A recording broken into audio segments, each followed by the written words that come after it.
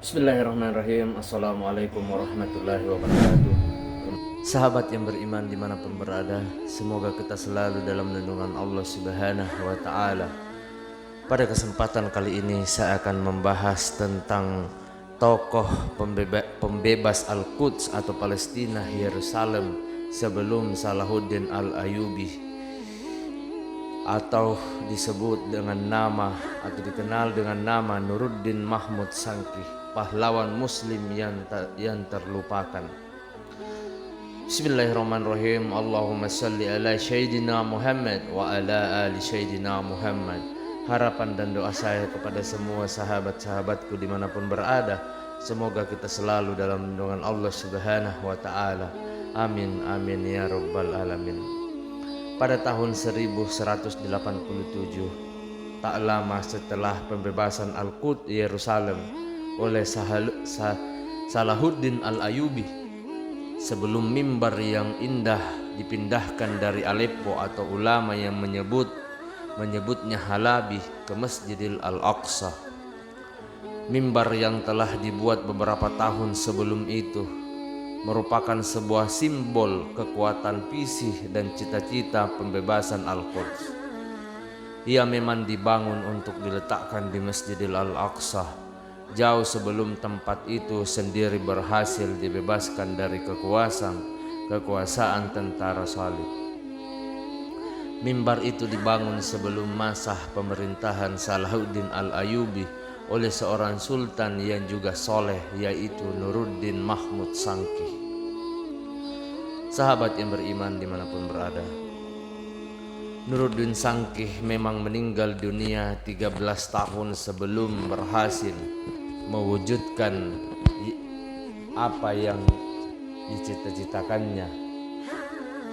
Tetapi ia memainkan peran yang sangat penting dalam memperbaiki keadaan masyarakat Muslim di Suriah yang sebelumnya sibuk dengan konflik internal dan perselisihan mazhab. Ia merupakan seorang sultan di Suriah dan kemudian juga di Mosul atau Irak dan Mesir. Pemerintahannya tidak ditandai dengan adanya penaklukan spektakuler terhadap wilayah musuh seperti yang dilakukan oleh Muhammad Al-Fatih terhadap Konstantinopel atau Salahuddin Al-Ayyubi terhadap Al-Quds. Tetapi apa yang dilakukan boleh jadi lebih penting. Ia menaklukkan dengan kesolehan dan nilai-nilai yang agung dari Tuhannya. Kekuatan militer yang dia miliki tidak dilengkapi dengan persenjataan fisik yang hebat dan istimewa, tetapi ia memiliki senjata yang jauh lebih menggetarkan musuh-musuhnya, yaitu kekuatan doa dan pertolongan dari Tuhan yang Maha Esa atau Allah Subhanahu wa Ta'ala. Seorang non-muslim di Al-Quds bahkan mengakui hal ini. Sesungguhnya Abul Qasim atau Nuruddin memiliki sir rahasia dengan Allah Subhanahu wa Ta'ala. Katanya, tidaklah ia mengalahkan kami dengan bala tentaranya yang banyak, akan tetapi ia menang atas kami dengan doa dan solat malamnya. Ia solat di malam hari, mengangkat tangannya kepada Allah Subhanahu wa Ta'ala untuk berdoa dan meminta kepadanya, dan Allah Subhanahu wa Ta'ala mengabulkan permintaannya serta tidak menjadikan doanya sia-sia, sehingga akhirnya dia menang atas kami. Nuruddin Sangkih memerintah wilayah Suriah Utara setelah ayahnya Imanuddin Sangkih wafat pada tahun 1146. Usianya kala itu 28 tahun. Ia memerintah wilayah itu dari kota Aleppo atau Halab ketika kakaknya meninggal dunia pada tahun 1149. Ia menggabungkan Mosul di Irak dalam wilayah kekuasaannya pada tahun 1154. Damaskus, kota penting lainnya di Suriah, juga masuk dalam wilayah pemerintahannya setelah melalui strategi yang cukup panjang. Pada akhir masa pemerintahannya, tepatnya pada tahun 1169, Sirkuh dan keponakannya Salahuddin yang bekerja di bawah pemerintahannya menambahkan Mesir ke dalam wilayah pemerintahan Nuruddin Sanki. Hal ini membuat kekuatan Shalib di Al-Quds terjepit di antara wilayah kepemimpinan Nuruddin Sanki. Hanya saja beliau meninggal dunia 3 tahun kemudian. Sahabat yang beriman dimanapun berada, semoga kita selalu dalam lindungan Allah Subhanahu wa Ta'ala. Pada tahun 1174, kepemimpinan atas wilayah-wilayah itu kemudian diteruskan oleh Salahuddin Al-Ayyubi yang juga memerintah dengan cara-cara Islami, sehingga pada akhirnya berhasil membebaskan Al-Quds dari tangan pasukan Shalib pada tahun 1987. Prestasi militer Nuruddin Sanki memiliki gaya militer yang khas. Ia tidak tergesa-gesa dalam menghadapi pasukan lawan. Kadang saat pasukannya berada di suatu daerah dan mendengar kedatangan pasukan masuk ke tempat itu, ia akan menarik pasukannya ke tempat lain. Tetapi ia melakukan hal itu untuk menyelidiki jumlah dan keadaan pasukan lawan, sambil terus melakukan pengintaian setelah musuh berangkat kembali dari tempat mereka. Nuruddin Sanki akan mengikuti dan menyergap mereka dengan tiba-tiba. Dengan cara ini ia berhasil memenangkan banyak pertempuran dan mengurangi jumlah korban dari pasukan muslim.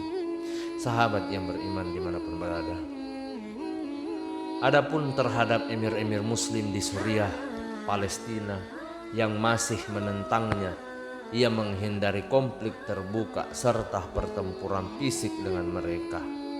Ia selalu menyeru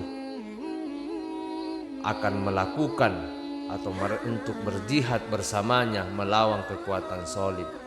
Jika mereka menentangnya, ia akan melakukan tekanan politik terhadap mereka, sambil melakukan persuasi dan menarik simpati para ulama di wilayah-wilayah yang dipimpin oleh para emir itu.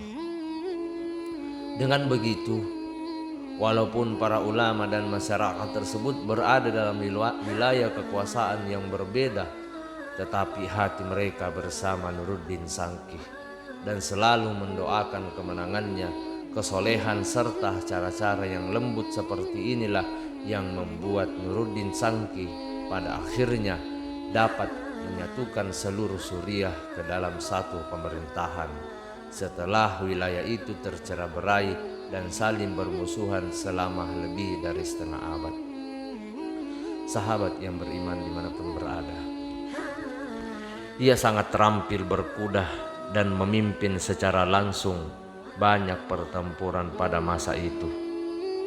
Keberaniannya di medan tempur membuat seorang ulama pada masanya, Qutb al-Din al-Nazawi, menasihatinya, "Demi Allah, jangan membahayakan dirimu dan seluruh dunia Islam.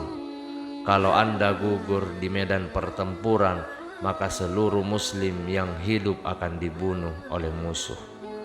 Tetapi Nuruddin Mahmud Sanki mempunyai pandangan yang berbeda.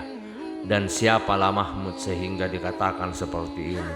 Katanya, "Sebelum saya lahir sudah ada yang lain yang membela Islam dan negeri ini, yaitu Allah Subhanahu wa Ta'ala yang tidak ada Tuhan selainnya." Ia sangat memperhatikan keadaan pasukannya dan selalu menjadikan mereka siap siaga dalam menghadapi pasukan musuh. Pasukannya merupakan yang paling kuat di Suriah pada masa itu. Tentang ini Ibnu Al-Ghalnisih berkata, "Tidak ada yang pernah melihat tentara yang lebih baik daripada tentaranya, baik dalam hal penampilan, perlengkapan maupun jumlahnya, serta strateginya. Sahabat yang beriman dimanapun berada, namun karena keadaan kaum muslimin ketika itu belum sepenuhnya bersatu padu dalam menghadapi musuh, maka pembebasan wilayah itu dari pasukan Shalib masih menunggu saat yang lebih tepat. Bukan hanya tentara yang dipersiapkan, kuda-kuda pun selalu dalam keadaan terlatih. Di waktu sanggangannya, Nuruddin Sangki suka berburu dan bermain polo kuda. Ketika seorang temannya yang soleh mendengar tentang kebiasaan bermain polo kuda, ia segera menyuratinya. Aku tidak menyangka bahwa kau senang dengan permainan yang tidak ada manfaatnya, serta menyiksa kuda tanpa faedah dunia. Sahabat yang beriman dimanapun berada, pencapaian militer selama masa pemerintahannya, ada beberapa pencapaian militer yang cukup penting yang telah dilakukan oleh Nuruddin Sangki dalam menghadapi pasukan Shalib. Antara lain, yang pertama, ia ikut memberikan dukungan kepada Damaskus saat terjadi perang Shalib II pada tahun 1147 sampai 1148. Ketika itu, pasukan dari Prancis dan Jerman yang dipimpin oleh Raja Louis dan Raja Konrad III bergerak ke Suriah dan Palestina. Sebetulnya perang Shalib kedua ini dipicu oleh jatuhnya Edesah ke tangan pasukan Muslim yang dipimpin oleh Imanuddin Sangki. Ayah Nuruddin pada tahun 1144.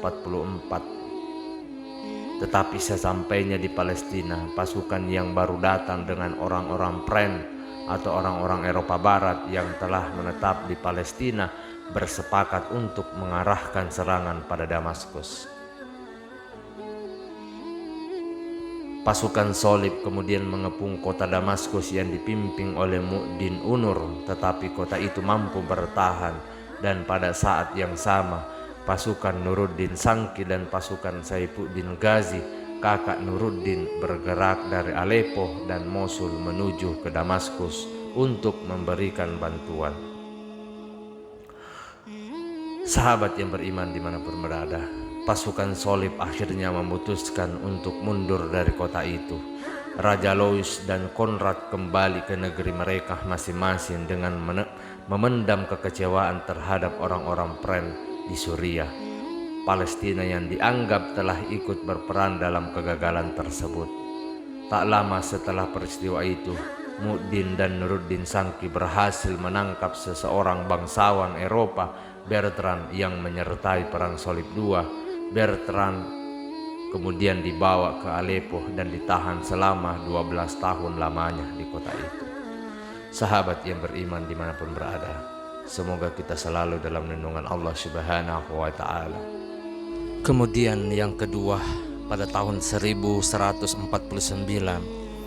dalam pertempuran di daerah Inab, pasukan Nuruddin Sangki berhasil mengalahkan pasukan Raymond of Poitiers, pemimpin Antioch yang ketika itu dibantu oleh sepasukan Azazin. Nuruddin pada awalnya menarik pasukan saat mengetahui pasukan musuh mendekati Inab, tetapi ia terus menginati dan memperhatikan gerak-gerik pasukan. Kemudian saat lawan beristirahat di suatu tempat, Nuruddin menempatkan pasukannya di sekelilingnya sehingga lawan mereka dalam keadaan terkepung saat bangun di pagi hari. Raymond of Poitiers dan pemimpin assassin yang menyertainya gugur dalam pertempuran. Kemudian yang ketiga, yaitu pada tahun berikutnya 1150, sepasukan Turki Saljuk berhasil menangkap Jocelyn, pemimpin wilayah Edessa yang ibu kotanya telah dikuasai oleh Nuruddin. Penahanan Jocelyn kemudian diambil alih oleh Nuruddin. Jocelyn ditahan Aleppo dan meninggal dunia di penjara 9 tahun kemudian. Kemudian yang keempat, yaitu sebagaimana telah disebutkan sebelumnya, Nuruddin Sangki berhasil menyatukan Damaskus ke dalam wilayah kepemimpinannya pada tahun 1154. Pengambilan kota ini dilakukan oleh Nuruddin karena penguasa kota ini tidak mau membantunya berjihad dan malah menjalin kerjasama dengan kekuatan Salib. Sahabat yang beriman dimanapun berada. Kemudian yang kelima yaitu pasukan Nuruddin berhasil menangkap Reynald of Chatillon atau pemimpin Antioch selepas wafatnya Raymond of Poitiers. Dalam sebuah pertempuran pada tahun 1160, Reynald yang kepemimpinannya banyak menimbulkan masalah itu kemudian diikat dan dibawa ke Aleppo. Ia ditahan selama 16 tahun di kota itu. Kemudian yang keenam yaitu atas permintaan Mesir sendiri dan karena adanya ancaman pasukan Salib atas negeri itu, Nuruddin mengiringkan 3 kali ekspedisi militer ke Mesir di bawah pemimpinan Sirkuh antara tahun 1164 dan 1169. Mesir akhirnya jatuh ke tangan pasukan Nuruddin. Dinasti Fatimiyah yang menguasai wilayah itu kemudian dihapuskan pada tahun 1171 menjadikan Mesir yang menyatu ke dalam wilayah pimpinan Nuruddin Sangkih. Pada akhir masa kepemimpinan wilayah kekuasaan Nuruddin Sangkih mencakup wilayah Suriah, Hijaz, Mesir dan sebagian Irak. Nuruddin berhasil menyatukan wilayah-wilayah itu ke dalam satu pemerintahan dan menjadikan nilai-nilai Islam sebagai pondasi utama pemerintahannya. Sementara pada saat yang sama kekuatan Salib mulai tidak kompak di antara sesama mereka dalam menghadapi kekuatan Muslim. Apa yang dibangun oleh Nuruddin ini kelak menjadi pondasi yang kokoh bagi pemimpin berikutnya di wilayah-wilayah itu, yaitu Salahuddin Al-Ayyubi dalam menghadapi pasukan Salib dan membebaskan Al-Quds. Sahabat yang beriman dimanapun berada, Nuruddin dikenal sebagai pemimpin yang selalu menjaga sholat berjamaah, sholat malam atau qiyamul lail, banyak membaca Al-Quran dan berpuasa. Ia memiliki ilmu agama yang mendalam, sangat dekat dengan para ulama dan ikut meriwayatkan hadis bersama mereka. Keadilan dan pengakakan syariah merupakan hal yang sangat menonjol dalam pemerintahannya.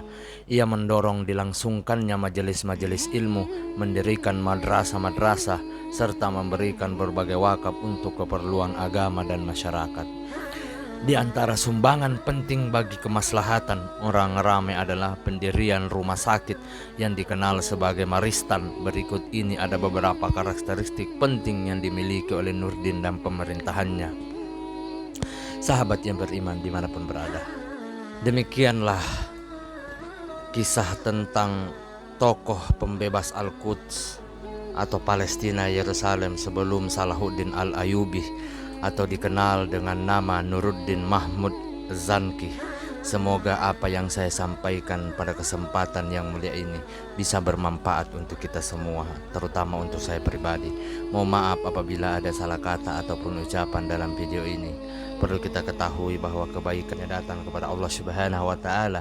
Kesalahan serta keburukan itu datang dari saya pribadi selaku manusia biasa yang tidak pernah luput akan kesalahan. Akhir kata, subhanakallahumma wa bihamdika asyhadu an la ilaha illa anta astaghfiruka wa atubu ilaik. Wassalamualaikum warahmatullahi wabarakatuh.